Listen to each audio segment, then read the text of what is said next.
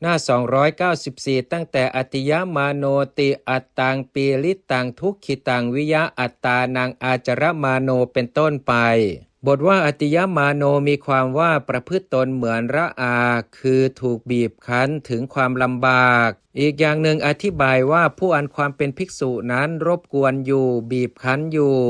บทว่าหารายมาโนได้แก่กระดากอยู่บทว่าชิคุชามาโนได้แก่ผู้เกลียดชังความเป็นภิกษุนั้นเหมือนเกลียดของสกปรกฉะนั้นบทว่าคิหิภาวังปัทยมาโนเป็นต้นมีใจความชัดเจนทีเดียวสาวายันโนนะในคำว่ายันโนนาหังพุทธังปัจจักไขอย่างนี้เป็นนิบาตแสดงความรำพึงมีคำอธิบายดังนี้ว่าหากเราพึงบอกคืนพระพุทธเจ้าเสียการบอกคืนพระพุทธเจ้านี้พึงเป็นความดีของเราหนอ2บทว่าวัฏติวิญญาเปติมีความว่าภิกษุมีความกระสันนั้นลั่นวาจากล่าวเนื้อความนี้ด้วยพยัญชนะเหล่านี้หรือเหล่าอื่นและยังบุคคลซึ่งตนบอกให้รู้แจ้งคือให้เข้าใจ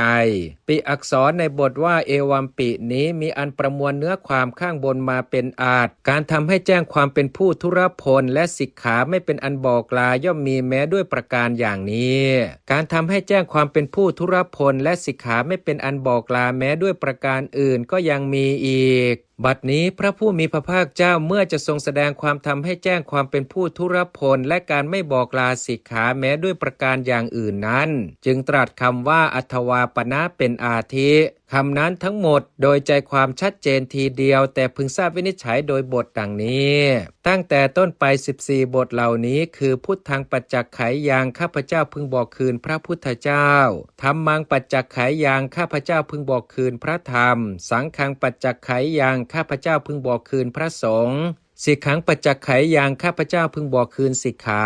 วินัยยังปัจจักไขยังข้าพเจ้าพึงบอกคืนวินัยปาติโมกขังปัจจักไขยังข้าพเจ้าพึงบอกคืนปาติโมกข์อุเทสังปัจจักไขยังข้าพเจ้าพึงบอกคืนอุเทศอุปชายังปัจจักไขยังข้าพเจ้าพึงบอกคืนพระอุปชายะอาจาริยังปัจจักไขยังข้าพเจ้าพึงบอกคืนพระอาจารย์สัทธิวิหาริกังปัจจักไขยังข้าพเจ้าพึงบอกคืนพระสัทธิวิหาริกอันเตวาสิกังปัจจักไขยังข้าพเจ้าพึงบอกคืนพระอันเตวาสิกสมาโนปัจฉายกังปัจจักไขยังข้าพเจ้าพึงบอกคืนพระผู้ร่วมอุปชายะสมานาจาริยกังปัจจักไขยังข้าพเจ้าพึงบอกคืนพระผู้ร่วมอาจารย์สัพพรหมจารียงปัจจักไขยังข้าพเจ้าพึงบอกคืนพระเพื่อนพรหมจรรย์พระผู้มีพระภาคเจ้าตรัสในวาระด้วยทำให้แจ้งความทุรพลนี้แม้ด้วยอาการคือการบอกลา8บทเหล่านี้คือขิหิอัสสังข้าพเจ้าพึงเป็นคฤหัสถ์อุปาสโกอัสสังข้าพเจ้าพึงเป็นอุบาส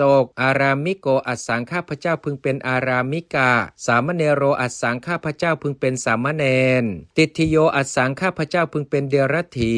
ติทิยสาวโกอัสสังข้าพเจ้าพึงเป็นสาวกเดรัจฉีอัสสมโนอัสสังข้าพเจ้าพึงเป็นผู้มิใช่สมณะอสักยปุตติโยอัสสังข้าพเจ้าพึงเป็นผู้มิใช่เชื้อสายสากยบุตรพระผู้มีพระภาคเจ้าตรัสด้วยอาการคือกำหนดภาวะด้วยบทว่าอัสสังนี้แม้แห่งบรรดาบททั้งหลายมีบทว่าขิหิอัสสังเป็นต้น22บทที่ประกอบด้วยบทว่ายนูนาหังนี้พระองค์ตรัสแล้วดังพรรณนามาฉะนี้